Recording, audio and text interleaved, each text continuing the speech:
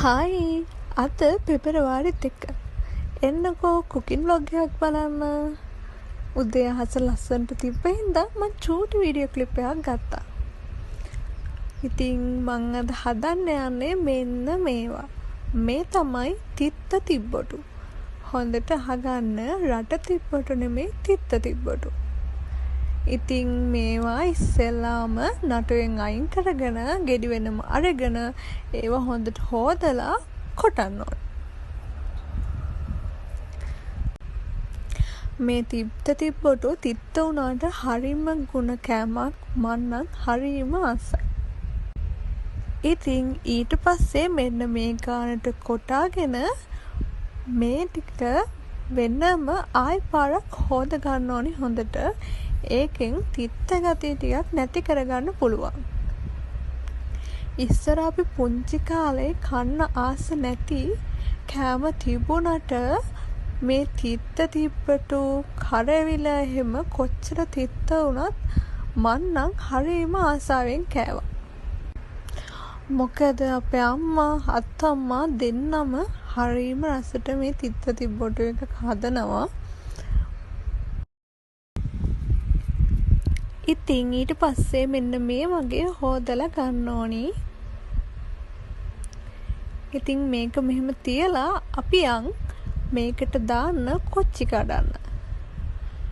ඉතින් ඔයාලට මේකට කොච්චි නැතුව කෑලි මිරිස් දාන්නත් පුළුවන්. හැබැයි මම කොච්චි දානවා. මොකද මම කොච්චි දාලා හදන්න හරි ආසයි.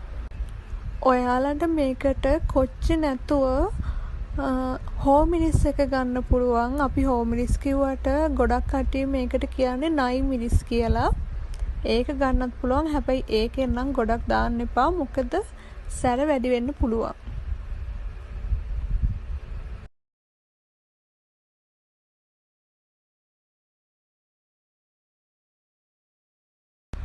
කොච්චි ටිකත් කඩාගෙන අපි චූටි කරපිංච පැලෙන් කරපිංචයිත් එක්කත් කඩාගමු.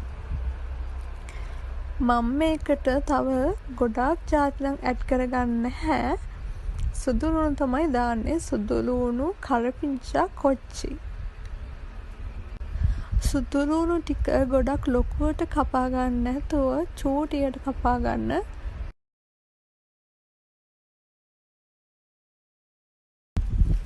ඔයාලා සුදු ලුණු කන්නේ නැත්නම් මේකට ලොකු ලුණු දාගන්න. ලොකු ලුණු දැම්මමත් රසයි. මං ඉතින් සුදු ලුණු කන්න කැමති නිසා සුදු ලුණු දාගන්නවා. මේකට ඔයාලා කැමති නම් තව තක්කාලි දාගන්න පුළුවන්. තක්කාලි දැම්මමත් රසයි. හැබැයි උෂ්ණ නිසා මං තක්කාලි දාන්නේ නැහැ.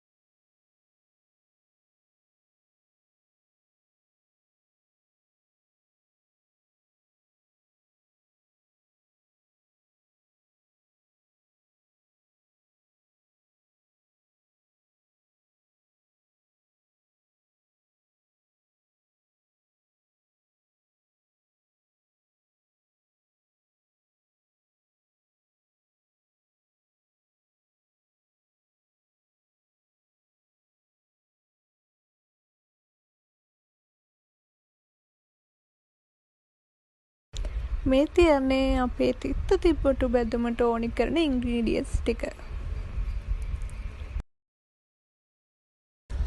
ඉතින් මේ තිත්ත තිබ්බොටු බැදුමට හාල් මැස්සෝ දැම්මහම නම් ගොඩාක් රසයි.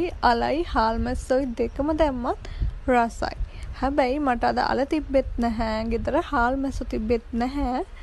ඒ හින්දා මම කරවල තමයි දාන්නේ. හැබැයි මම නම් කියන්නේ කරවල වලට වඩා හාල් මැස්සොයි අලයි දැම්මනම් තමයි ගොඩාක්ම හොඳ.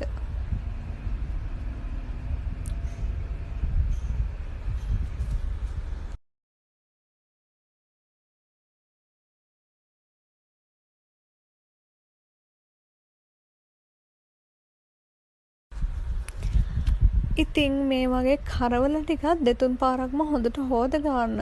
ඊට පස්සේ මේ තියෙන අපේ බැදුමට ඕනි කරන ටික දැන් යමු බැදුම හදන්න. තාච්චයක් ලිපේ තියලා තෙල් චුට්ටක් දාලා හොඳට රත් වෙන්න තියන්න. ඊට පස්සේ මේකට හොදගත්ත කරවල ටික දාන්න. ඒ ටික දාලා පොඩ්ඩක් හැඳි ගාලා හොඳට බැදෙන්න තියන්න. ඊට පස්සේ තමයි අපි ඕන කරන අනිත් ටික දාන්නේ. ඊට පස්සේ මේකට සුදු ලුණු දාලා ඊටත් පස්සේ තමයි කොච්චි දාන්නේ. මේ ටික හොඳට බැදෙන්න තියන්න. බැදුනට පස්සේ තමයි රස.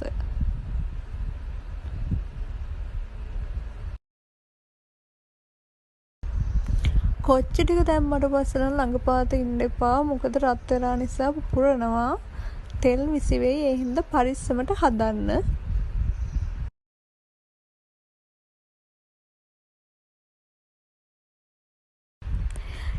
අනිවාර්යෙන් ඔයාලා ලුණුත් දාගන්න. මට කියන්න අමතකුණා. මේක ගොඩක් ලුණු දාන්න එපා. තැම්බෙද්දී ලුණු මදි නම් දාගන්න පුළුවන්. ඉතින් තැම්බෙද්දී මට ලුණු මදි වගේ හින්දා මම ලුණු ටිකක් දැම්මා.